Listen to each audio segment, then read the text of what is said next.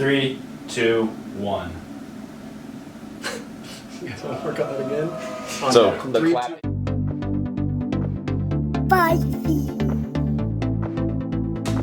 What's going on, everybody? Welcome to Torched Ones. On behalf of the New River Battalion, I am Lieutenant Colonel Daniel Harrison. That's kind of weird to say.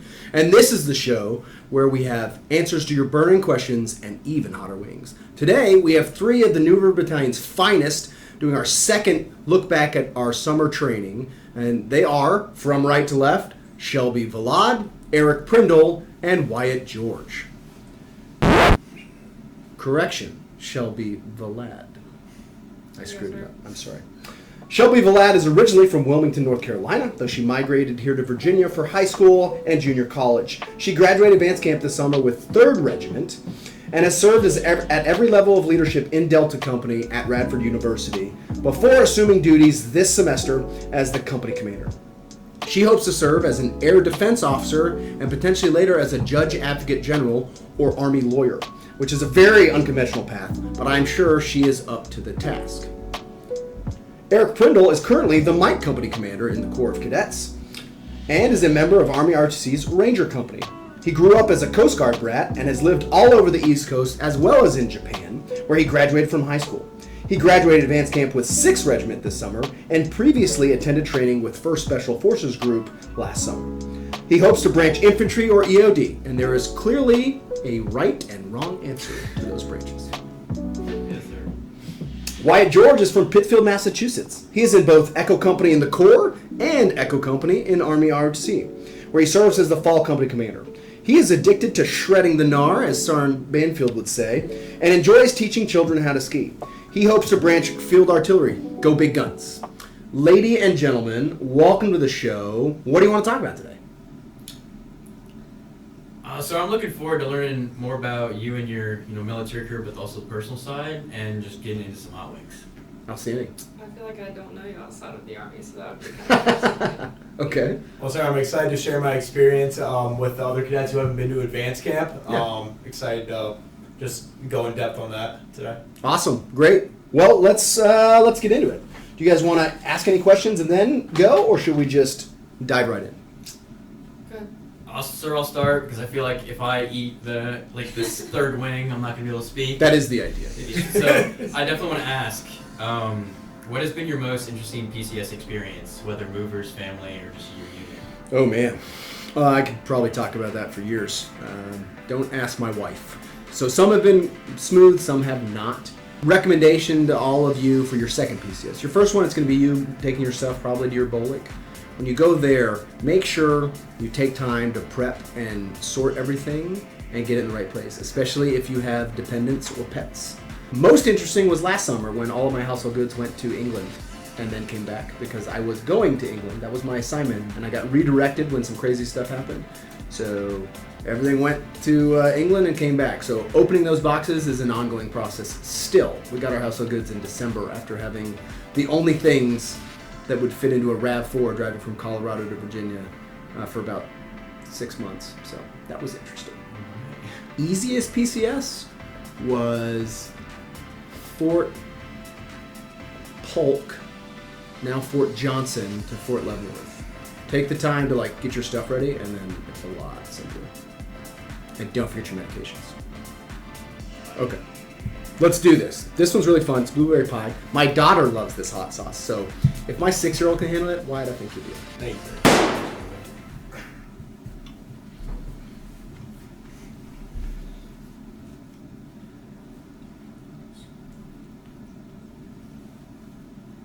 That's not bad, sir. That's not bad at all. And so it begins.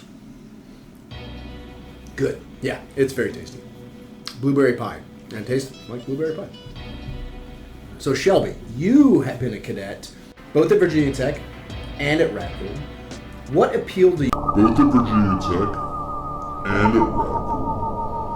What appealed to You about the Radford educational experience that caused you to change your career and educational path?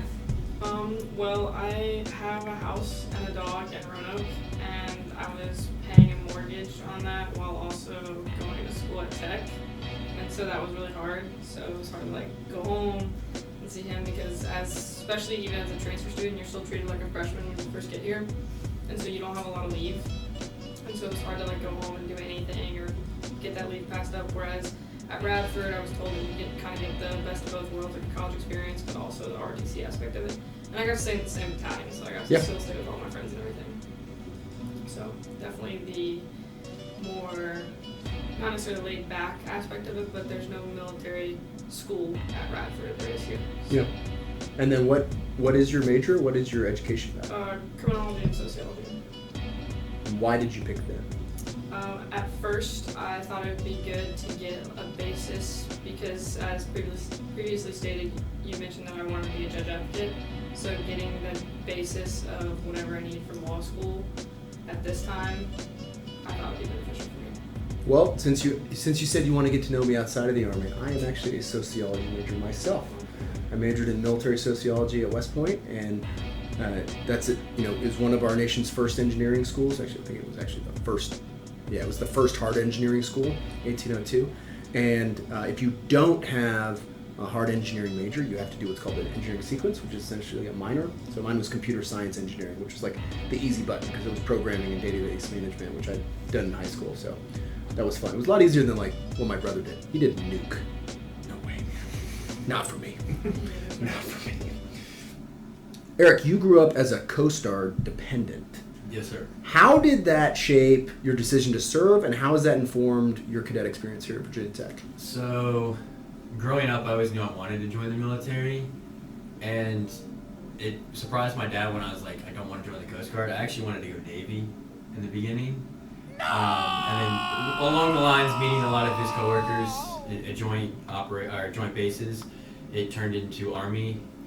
And along the line, I met at the Japanese embassy, the Green Beret attaché that was there, and he told me about the mission set of Special Forces, and it was a lot aligned to I wanted to get to know people more culturally, especially with their mission set of dropping in and staying there and forming relations. It really appealed to me, and it actually determined my major here at Tech, which is National Security and Foreign Affairs. Oh, interesting. I've always wanted to serve. It was just actually following my dad along with meeting new people, and he was fully supportive of it, and just finding out where I best fit. That's really cool. Awesome.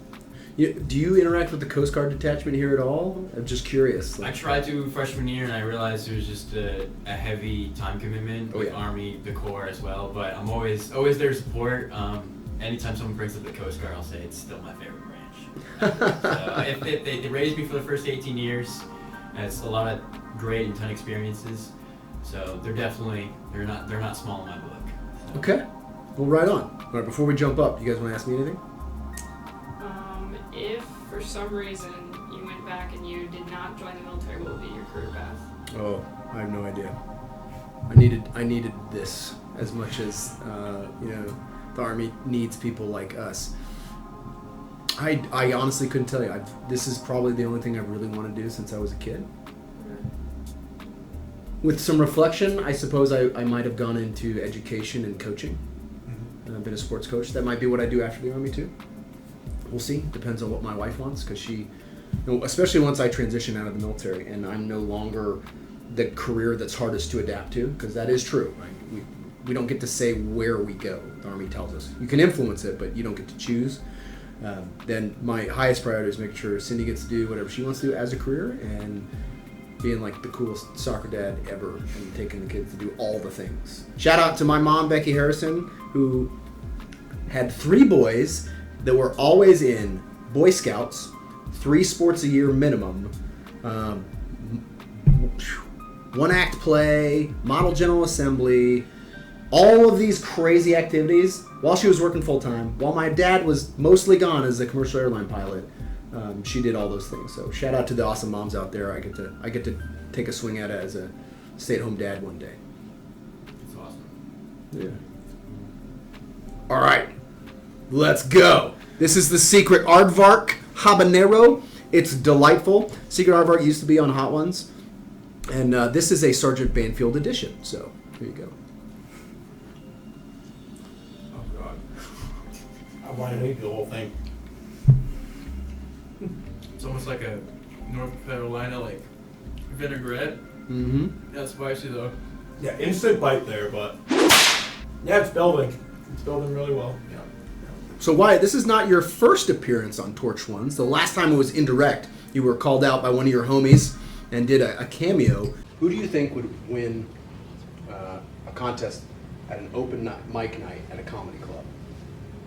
Cadet Nikolai Clayton or Cadet Wyatt George? I think you could have White George, sir. Why? I think just his personality and like how he is in general. Hi, I'm Wyatt. When did you find out, and did you show your family? Sir, I did not show my family yet, but I definitely plan on doing that. But I was just told that he needed me to say this one line, and I just blindly accepted that. So I just did that, and he's like, "You'll figure out what it's for." So I was a little nervous, but I figured out when I saw it, actually. So I figured out when I saw the episode of Torch Ones, and I was pleasantly surprised. Now, I understand that your brother preceded you in the Corps of Cadets. My brother preceded me, my older brother, to West Point. How did that shape your decision to come here, and what does he think about everything that's going on? So my older brother has always been my biggest role model growing up.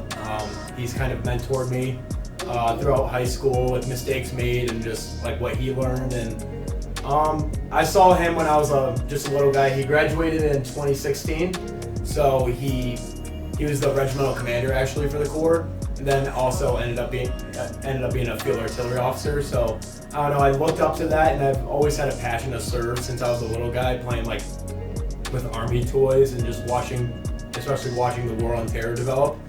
And I don't know, I wanted to get the college experience, but I also wanted to become an officer in the military. So, but I bounced between enlisting and becoming an officer. So I felt like Virginia Tech offered the best for me. I basically grew up on this campus, so yeah, that's it, sir. Cool. Shelby, talk us through air defense to JAG. The first is blowing flying things up. The second is advising commanders on whether or not you should blow said things up, amongst other things. Why does that appeal to you?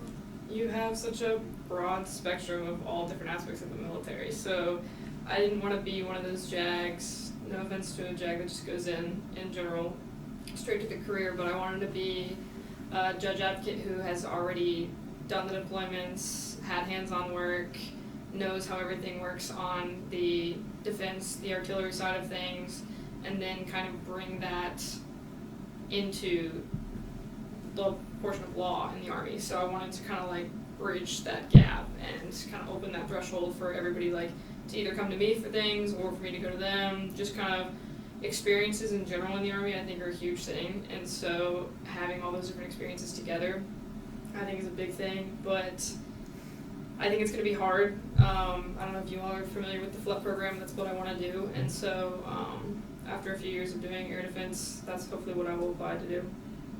Very interesting. JAGs are critical enablers. Shout out to Kate Matroka, who was my BJ, Brigade Judge Advocate, with 2nd Brigade 4th ID.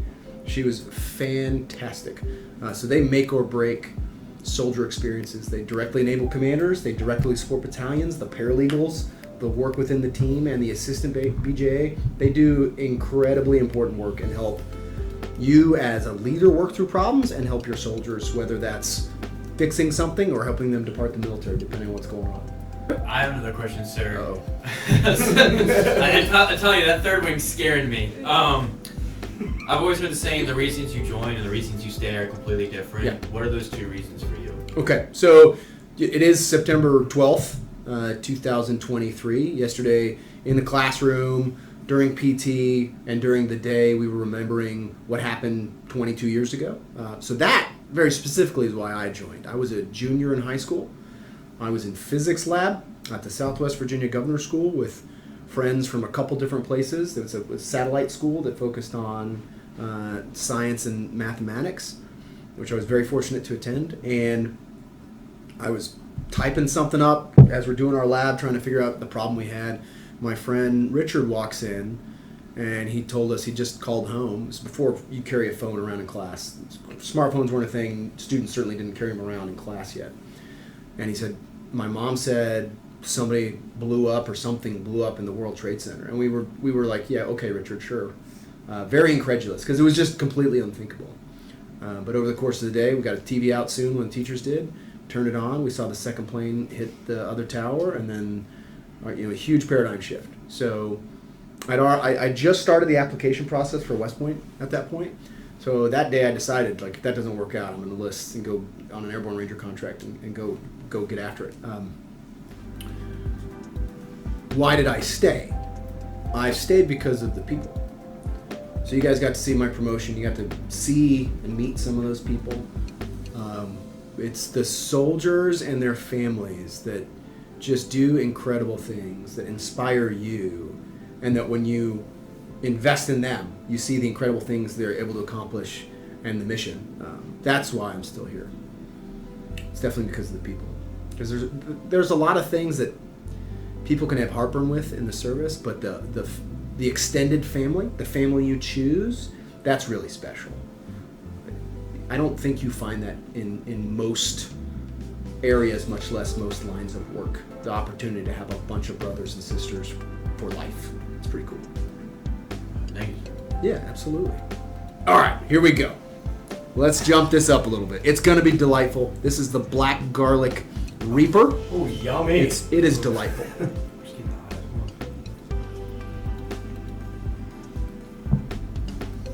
Oh, God. You guys ate the whole bar. Come on, you got to commit. Come on, Wyatt. I like the garlic, actually. That's good. I'm in danger.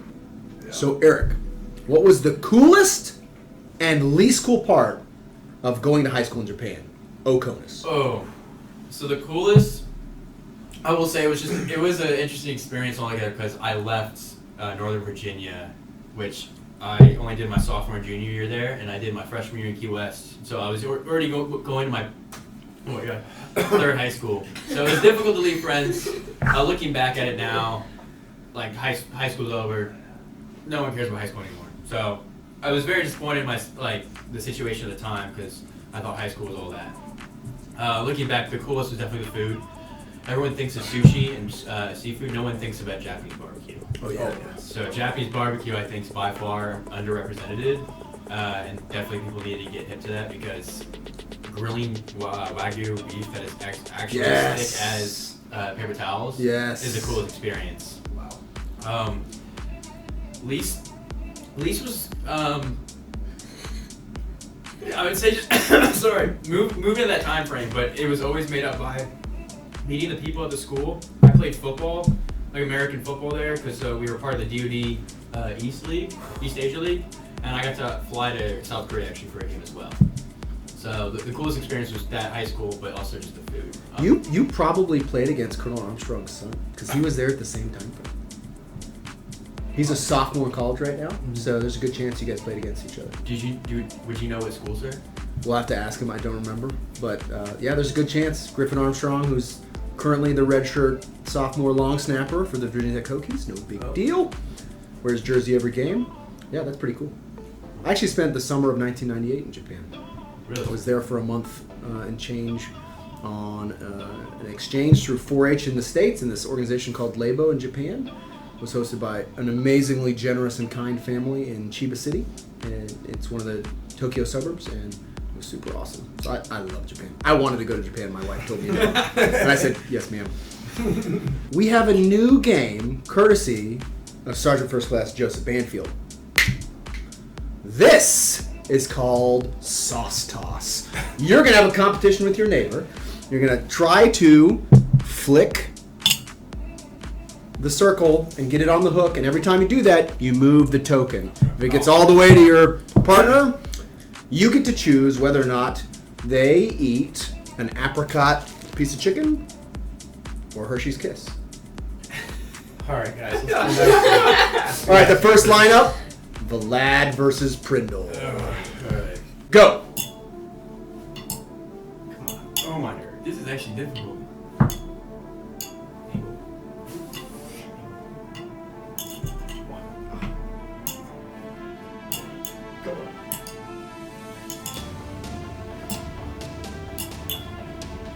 It's gonna take a while. Oh! All right, Eric. Who gets the apricot? Who gets the Hershey's Kiss? I'm I'm gonna take the Hershey's Kiss. Okay. Because I know I'm fully up to play again, and I don't know, I'm probably gonna get punished as well, so I'll take it. Oh, good. He's waiting for it to come. No, that's really good. Nice. I like that. Good. Yes, sir. Thank you. Next, Prindle versus George. W. Gentlemen, assume the position. I'm not left-handed. Go. Oh, no, we can't do this. No. No.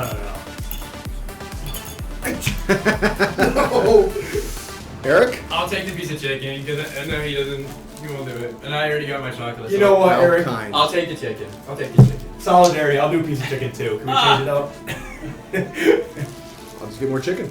No, it's okay. I'll do it. Sir. Sir. Kindness gets you rewarded. It's definitely hotter than the last one. You're crazy, that's hot. I didn't think it was. But sir, obviously you have to play as well. Vlad George is the last one, and then I'll take on the champion, whoever the champion is. I'll get out of the way then. Alright.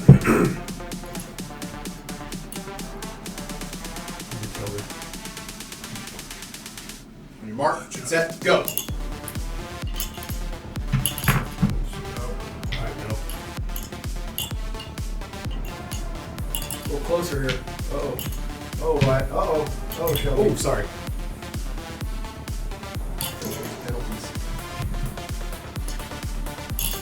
Oh, that was a...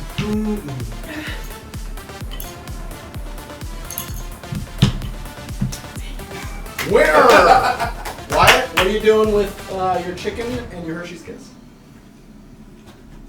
I might need to take the Hershey Kiss. I'm sorry, Shelby. She liked it last time. Yeah, you didn't have a problem with it, so.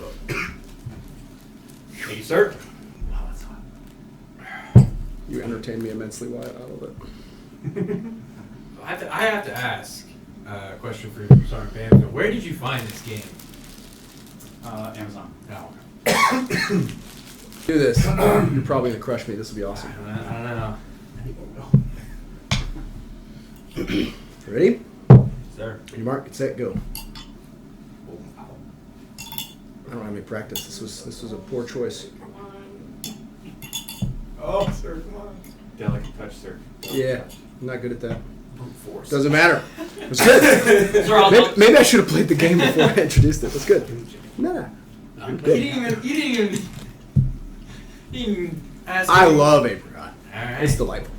It's crazy. I'm with Shelby. All right. Now, with our remaining pieces of chicken, we're gonna play Truth or Dab. Question number one, and everyone has to answer every question, Okay. or eat a piece of chicken. Do you think I can run the ACFT2 model in 1430 or less? Yes. Yes, sir. Yes. You're all right. I thought you'd hesitate on that one. Who is the cadre member most likely to make the cover of the Washington Post? For good or ill? And you have to say which and why.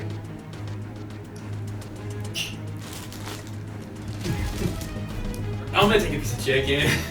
I don't know if I can answer that one. I don't go to Virginia Tech. I think Sergeant Banfield would. And I think that's just because he's just a goofball whenever we're out somewhere. So I think that he might do something and that it might not be like bad or anything, but it's just like memorable. So it's on the Washington Post. That's fair. I like it. Wyatt? I would say Sergeant First Class Smith for making a big invention because he's been my cadre mentor for 2 years now when I had Echo Leadership. So I would say Sergeant Smith because he would come up with he always has these crazy ideas and I feel like he would come up with a pretty cool invention that would break the internet. I like that. Okay. Is Captain Dufault actually a secret agent? Why or why not? Ooh. It's classified, sir. I don't have proper security clearance for that question. It was after my sophomore year. This entire battalion did have a re-amp of staff, and I was just wondering if they may have snuck a secret agent in there, and we would never know. Or a CID agent. I would say she is a secret agent, based solely because you asked the question, is she a secret agent, and that never occurred to me. So I'm now going to keep a close eye on that matter. I'm gonna say no, because I feel like everyone thinks she probably is.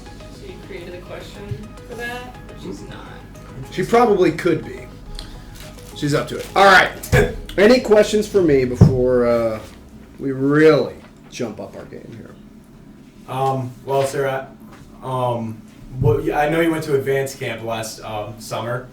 So what was your favorite part about working at advanced camp in Fort Knox, and what was your least favorite part of it?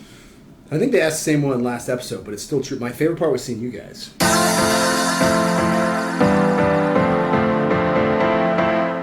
Finding you when you were a little tired, a little stinky, a little grumpy.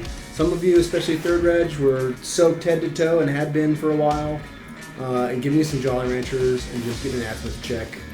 A couple of you needed some baby wipes and some morale boosts, but yeah, that was definitely the best part. It was also really good in the sense that, especially because I was not commissioned through RC, which it was a different process than anyone, but I'd never seen quote unquote camp. So it was good to see it, to see Captain Spadini and my theory of how to train you guys last year. The proof is you, and you guys crushed it.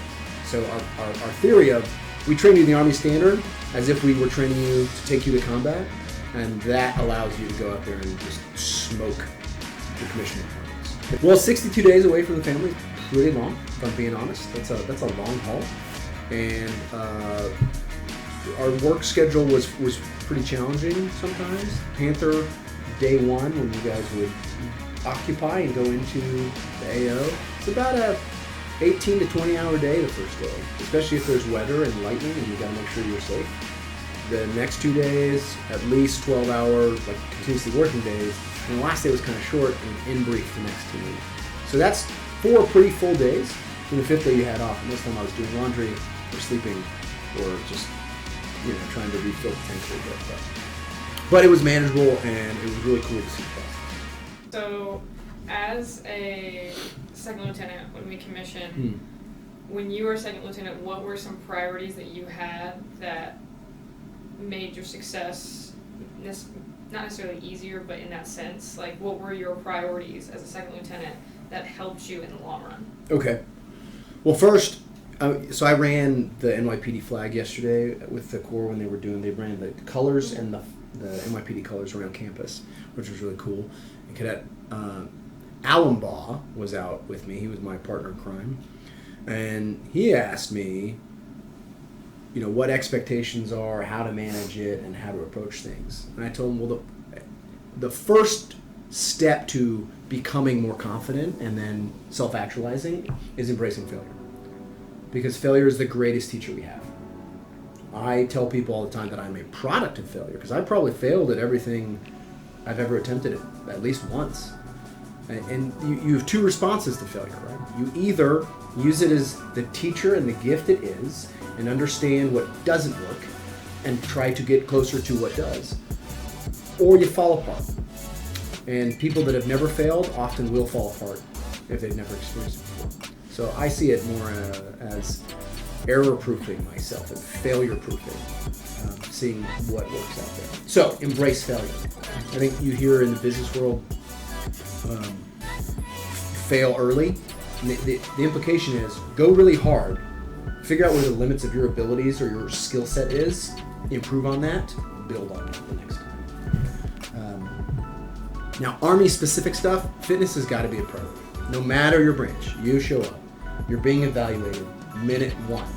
And one of the biggest evaluations is fitness. Expectations are different by branch, but if you are focused on being physically fit, spiritually fit, and mentally fit, you're going to do great. Do what your boss tells you to do. Sounds like a simple rule, and yet so many people fail that test. So do what they said you must do, and then you get to do the things you want. If you keep those things in mind, you're going to figure out the rest. Absolutely. All right. Oh, wait, you want to ask a question before we go? No, you're delaying the inevitable one. Let's go. This is Datil Sensation Viper. It's great. I love it. Oh, thank you, sir.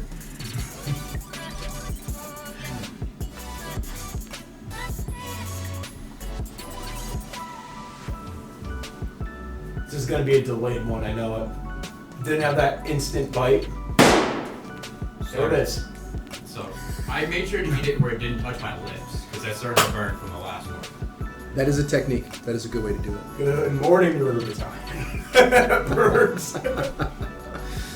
Well, Wyatt, Sir. what about skiing appeals to you? Why do you do it, and why did you like to teach it to kids? All right. So I learned how to ski from my father when I was 3 years old, sir. I grew up in Massachusetts, so mountains. Oh my gosh, I loved it. So, and I've always had a passion for teaching others a skill that they will carry throughout their whole life. So that's like one of the main reasons I joined the Army. So, just teaching and watching kids develop, and then just, I felt like it built my leadership and it built my confidence in the business world. And I think that's what translates well to my success here at RTC. So, so I like teaching skiing for that sole purpose because it's exciting. It's an exciting sport, and just the joy on the kids' faces when they finally get it down and are skiing on their own. It's just the best feeling, sir. Cool. My aunt taught me to ski. Oh, really? And my grandfather would take me skiing a lot in north of Sacramento. My grandparents lived in Sacramento, so I grew up skiing as well. It was pretty fun. Nice. I enjoyed it. There's actually both a run and a cadet organization at West Point. So there were actually German POWs who built a ski run, including all the things you'd expect during World War II. And cadets run the ski patrol there. So a bunch of my buddies were in ski patrol. Oh, nice. It was a good time. It's right next to the Mint. If you guys ever visit, that's part of your profession. Okay. Definitely take the opportunity to go explore. You know, as a senior captain, you can be assigned as an instructor there. You apply for. You need to be a professor. USP is they're referred to.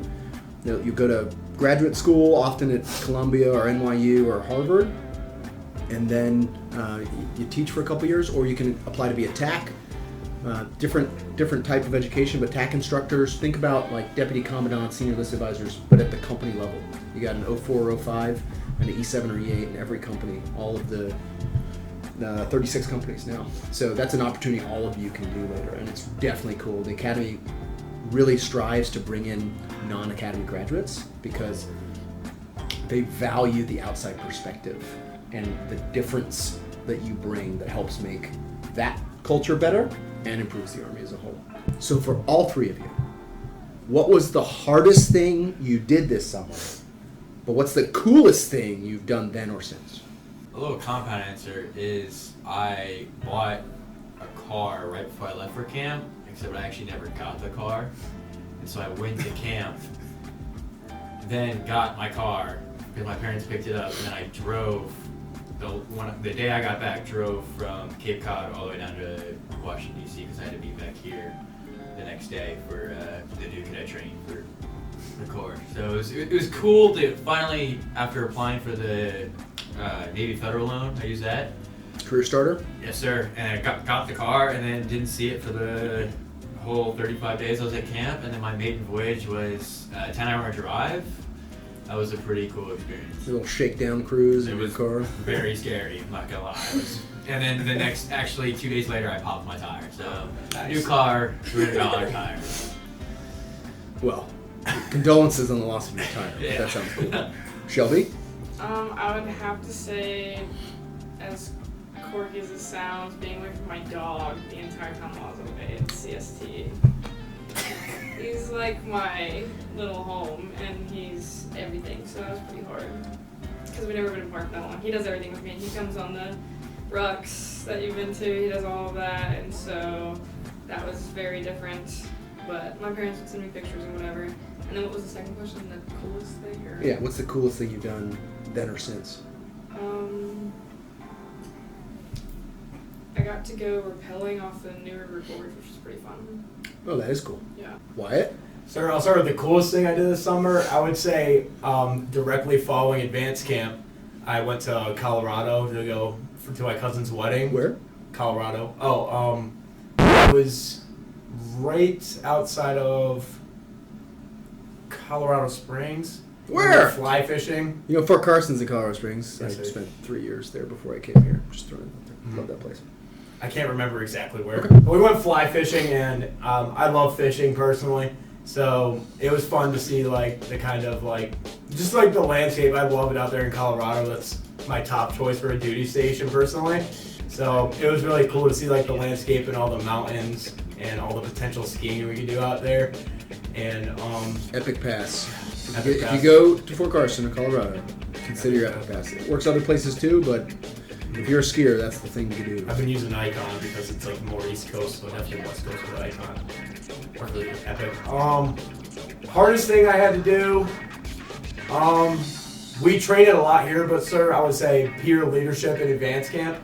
So that is one of the harder parts to me, like about you're focused on your grade, but also you're making sure everybody, you're kind of trusting but verifying your like subordinate leaders and making sure they know they're doing the right thing for your grade and for like the mission's sake. So peer leadership is very tough because everybody was from a different background, which is one of the interesting things about CST. So I would say that was the hardest part, but the most rewarding part of my summer. Yeah. Learning that, sir. That's why I tell you guys all the time, be the leader you want to follow, be the follower you want to lead. Because sometimes you're going to be in charge, sometimes you're not. That's true wherever you are. And especially when you're leading peers, if people don't want to do that, it makes it a lot harder. And then you just disrupt the team. You probably don't accomplish the mission. Nobody wants that. Good. Okay. Any last questions before we get to our last piece of chicken? Yes, sir. Question for you. I know you're looking at going for battalion commander, and we're hearing something about you going to BCAP. Is that correct? Yes, that's correct. So the Army a couple years ago looked at senior leaders, said, hey, we spend more time assessing and selecting people to go be enlisted soldiers in the Ranger Regiment than we do to place people in command of our large organizations. That's probably not the right answer. Not that we should stop doing that for them, but we need to do more for our leaders. And I think the first class was in 2017 or 2018 when they started doing this. And they take all of the lieutenant colonels and colonels across the Army, across branches. And we're starting this program with senior NCOs as well, who want to compete to do what's called a CSL job, Command Select List job. So that's commanding battalions and squadrons, being a Division G2, things like that. And they bring you in cohorts to Fort Leavenworth. You do some pre-tests. They send out 360 assessments for people who have served in the past that ask some very specific questions and give them the chance to completely non-attributionally give the Army feedback on you. You show up, do height weight, take an ACFT, take a battery of psychological evaluations, have an interview with a psychologist who's gotten all that feedback on you and looked at what you have to say and have a conversation. And then all of that, as well as your evaluation data, goes into a blind board, double blind, meaning they don't know who you are, you don't know who they are. Some senior leaders in the Army on the other side who have your data in front of them, but they don't know your name and they just hear your voice. But they see what other people have said about you, so they ask you questions, give you some dilemmas to explain how you'd solve, to evaluate whether or not you should be a commander. So at the end of that, you're assessed as either certified for command or not. And you can keep competing every year if you want to, but I'll be doing that in October. And then depending on the results of that and what the needs of the Army are, we'll see the CSL list come out in the spring. And if I'm not selected for command, I'm going to consider other options within Cadet Command because I'm enjoying this job. If I am, then that's really the achievement of my career and something I've been looking forward to for a long time. So that'll be great. But either way, I'm going to keep serving. It's going to be awesome. That's lovely. Thanks, I appreciate it. Should be fun. It's also like a big classroom. You can see a bunch of your buddies. Oh, that's cool. Back in the day. All right. Excuse me.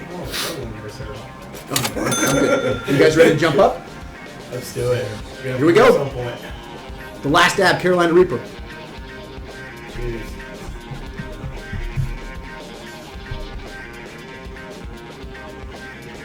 I'm so snippy. Piece of chicken. I took the last one too. So.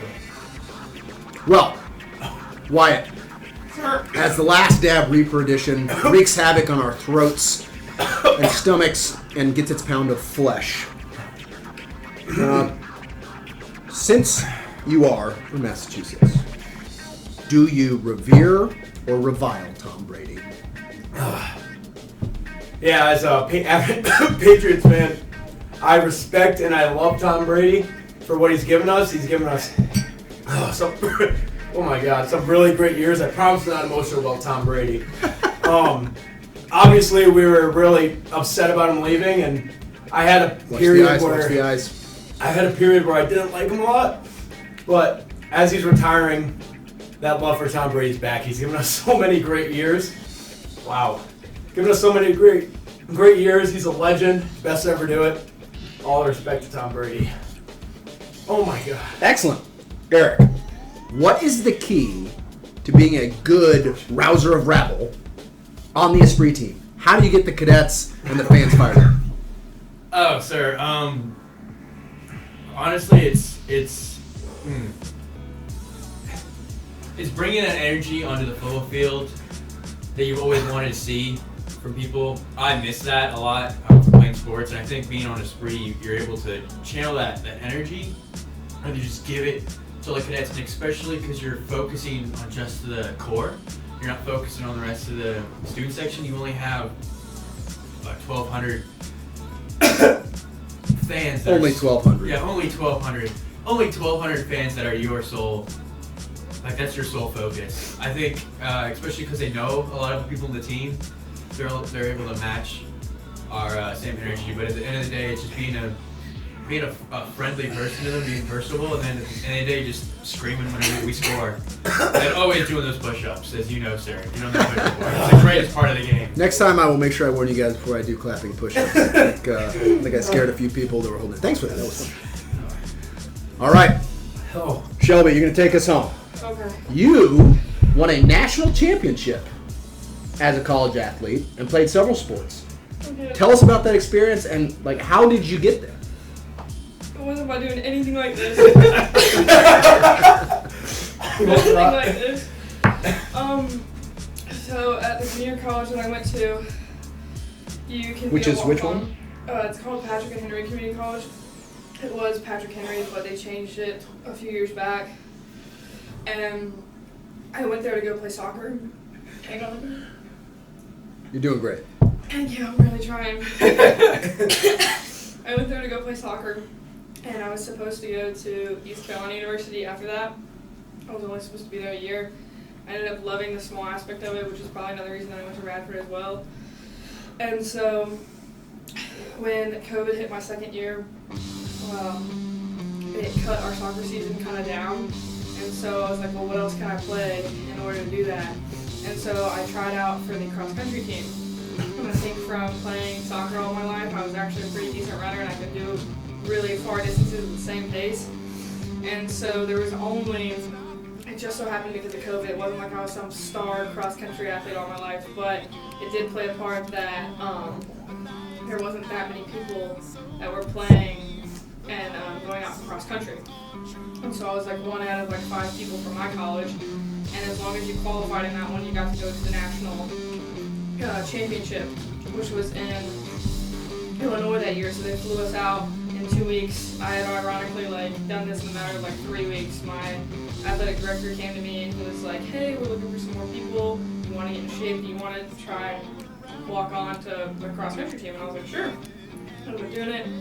I qualified the next 2 meets the next week, and then after that they flew me to Illinois, and my team ended up taking home a ring, and I certified today, but it's pretty sick. I enjoy it. It's like the same way that you guys wear your core rings all the time. It's just something for college that you enjoy. And then my final semester there, I ended up trying out for the volleyball team, and I ended up playing that as well. But I never was in the front row because I am very short. some of us are not as gifted genetically as others when it comes to height. Honestly, thank you for making me answer that. Took my mind off of this. That's one of the interesting things about this is when you're putting your body under duress, but you teach your mind to focus. That's also how you power through a lot of things, right? That's part of the crucible. Well, guys, you did it. We made it to the top of the Capsaicin Mountain. Congratulations. That camera, tell the people what you got going on in your life. Well, I'm just getting ready for FTX. I have Echo Company to take care of in the Army, and I'm excited to receive my branch. I finished up all my interviews, so I'm excited for the next step. Yeah, same as Wyatt. I'm as many people hear me say in the Corps, and especially my company, I'm living, laughing, and loving. And I'm glad I'm climbing this mountain, and I'm excited for the rest of the semester. I'm doing the same thing as well, trying to get Delta Company at Radford ready for FTX and kind of integrate them a little more, especially today during our lab. But other than that, I expect to see more people from Radford doing big things. That's I want right. to also do this. So the bar is set. Go exceed it. Well done. Well, ladies and gentlemen, you got 3 company commanders here who have shown you the way. Great job, guys. I hope you guys had as much fun as we did. River Forge. Forward. Nice job. Give yourself a round of applause. Gotta go harder.